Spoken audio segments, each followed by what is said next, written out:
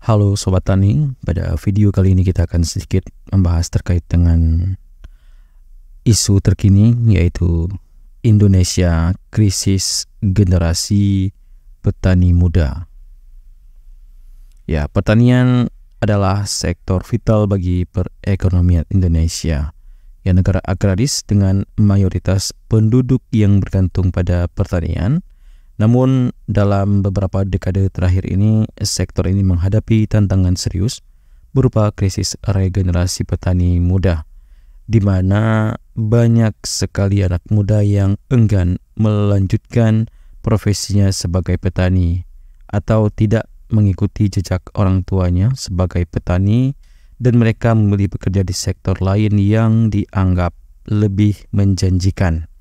Ya, pada video ini kita akan membahas penyebab krisis regenerasi petani, tentunya petani muda di Indonesia, dampaknya, serta kita juga akan berikan apa sih solusi yang bisa diambil oleh pemerintah sebelum masalah ini semakin berat.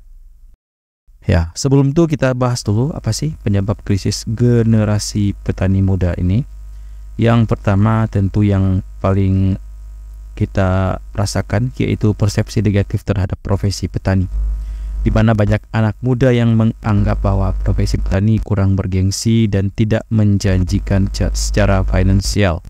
Ya, mereka melihat pertanian ini sebagai pekerjaan yang melelahkan, pekerjaan pilihan terakhir, atau pekerjaan yang ya mau nggak mau kita harus melaksanakannya, memang karena misalnya di desa-desa itu memang secara ekonomi, secara mata pencaharian memang tersedia hanya lahan pertanian yang bisa digarap, serta pertanian ini dianggap tidak stabil dan kurang menguntungkan dibandingkan dengan pekerjaan di sektor lain seperti industri dan jasa. Penyebab yang kedua yaitu kurangnya pendidikan dan pelatihan. Ya, minimnya pendidikan dan pelatihan pertanian modern menjadi penghambat bagi anak muda untuk terjun ke sektor ini. Ya, sebagian besar petani muda hanya mengandalkan pengetahuan dan metode tradisional yang diwariskan oleh orang tua mereka. Yang ketiga itu akses terhadap modal dan teknologi, di mana banyak petani muda yang kesulitan mendapatkan modal untuk memulai usaha pertanian. Selain itu, akses terhadap teknologi pertanian yang modern juga masih terbatas sehingga produktivitas dan efisiensi pertanian mereka masih rendah.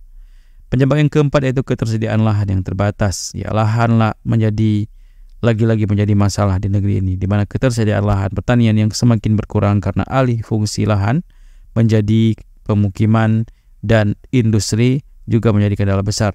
Ya, harga lahan yang tinggi membuat anak muda sulit untuk memiliki atau mengelola lahan pertanian sendiri.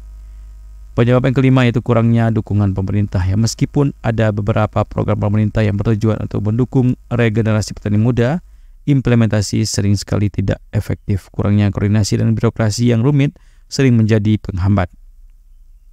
Ya, setelah kita ketahui penyebabnya, kita juga akan mengkaji apa sih dampak dari penyebab tersebut. Yang pertama yaitu penurunan produktivitas pertanian. Ya, tanpa regenerasi petani, sektor pertanian akan didominasi oleh petani yang tua yang mungkin tidak mampu mengadopsi teknologi dan metode pertanian modern. Ya, hal ini menyebabkan penurunan produktivitas dan kualitas hasil pertanian. Penyebab yang kedua yaitu ancaman ketahanan pangan. Ya, krisis regenerasi petani muda dapat mengancam ketahanan pangan nasional. Jika jumlah petani terus berkurang dan produktivitas menurun, Indonesia akan menjadi semakin tergantung pada impor pangan untuk memenuhi kebutuhan domestik. Dampak yang ketiga itu meningkatnya urbanisasi. Ya, anak muda yang meninggalkan desa untuk mencari pekerjaan di kota menyebabkan urbanisasi yang tidak terkendali. Ya, hal ini menimbulkan masalah sosial dan ekonomi di perkotaan seperti kemiskinan, pengangguran, kemacetan, bahkan kriminalitas juga akan meningkat. Dampak yang keempat itu kehilangan pengetahuan lokal. Ya, metode dan pengetahuan pertanian tradisional yang diwariskan dari generasi ke generasi bisa hilang begitu saja jika tidak ada generasi petani. Ini termasuk pengetahuan tentang keanekaragaman hayati, pengelolaan lahan, dan teknik budidaya lokal.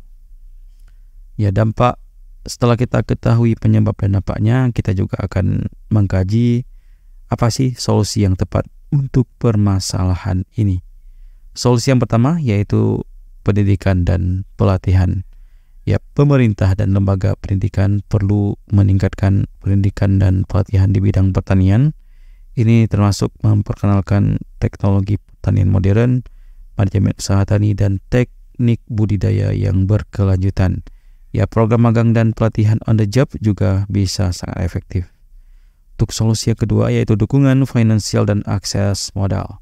Ya, penyediaan akses mudah ke kredit pertanian, subsidi dan bantuan finansial lainnya sangat penting untuk membantu petani muda memulai dan mengembangkan usaha tani. Ya, mereka seperti lembaga keuangan juga harus didorong untuk memberikan pinjaman dengan bunga rendah dan jaminan yang fleksibel. Untuk solusi yang ketiga yaitu pengembangan teknologi dan inovasi. Ya, mendorong penggunaan teknologi pertanian modern seperti irigasi tetes, pertanian presisi, dan aplikasi digital dapat meningkatkan produktivitas dan efisiensi pertanian. Ya, inkubator teknologi dan pusat inovasi pertanian harus didirikan untuk mendukung petani muda. Solusi yang keempat yaitu program insentif dan penghargaan. Ya, pemerintah bisa memberikan insentif dan penghargaan kepada petani muda yang berhasil meningkatkan produktivitas dan inovasi di sektor pertanian. Ya, ini bisa berupa penghargaan, beasiswa, dan subsidi khusus. Solusi yang keenam yaitu promosi pertanian sebagai profesi menjanjikan. Ya, kampanye dan promosi yang menggambarkan pertanian sebagai profesi yang modern, bergengsi, dan menguntungkan harus digalakkan. Cerita sukses petani muda yang berhasil bisa dijadikan sebagai inspirasi bagi petani muda. Solusi yang ketujuh yaitu kolaborasi dengan sektor swasta. Ya, melibatkan sektor swasta merupakan suatu yang penting dalam mengembangkan pertanian, bisa sangat bermanfaat, di mana perusahaan agribisnis bisa bermitra dengan petani muda untuk menyediakan dukungan teknis, pemasaran, dan akses ke pasar. Yang kedelapan yaitu penguatan komunitas pertanian. Ya, membangun komunitas petani muda yang kuat bisa memberikan dukungan sosial dan jaringan yang penting, di mana kelompok tani dan koperasi bisa menjadi wadah untuk berbagi informasi, teknologi, dan sumber daya. Yang kesembilan yaitu peningkatan infrastruktur pertanian. Ya, pemerintah harus sudah bisa meningkatkan infrastruktur pertanian seperti irigasi, jalan, dan fasilitas penyimpanan untuk mendukung efisiensi dan produktivitas pertanian. Ya, infrastruktur yang baik juga bisa menarik minat anak muda untuk terjun ke sektor pertanian. Dan yang terakhir, solusi yang ke-10 yaitu integrasi dengan pariwisata dan agrowisata. Ya, mengembangkan agrowisata bisa menjadi cara menarik bagi petani muda untuk meningkatkan pendapatan, dan wisatawan dapat diajak untuk melihat proses pertanian, membeli produk lokal, dan menikmati keindahan alam pedesaan. Ya, krisis regenerasi muda di Indonesia merupakan masalah serius yang memerlukan perhatian dan tindakan segera. Itulah solusi yang sudah kita bahas tadi. Dan sebagai penutup, tanpa langkah-langkah konkret yang baik untuk menarik minat dan mendukung generasi muda dalam sektor pertanian, ketahanan pangan dan masa depan pertanian Indonesia bisa terancam. Pendidikan, dukungan finansial, teknologi, dan promosi yang tepat bisa menjadi kunci untuk mengatasi krisis ini. Dengan kerjasama antara pemerintah, sektor swasta, dan masyarakat, Indonesia dapat memastikan bahwa pertanian tetap menjadi tulang punggung perekonomian dan sumber kehidupan bagi jutaan masyarakat dan penduduknya. Demikian informasi yang bisa kita berikan terkait dengan langkah-langkah serta isu terkini terkait dengan Indonesia krisis regenerasi petani muda. Semoga informasi yang kita berikan ini bisa bermanfaat, dan sampai jumpa di video-video informasi bermanfaat berikutnya.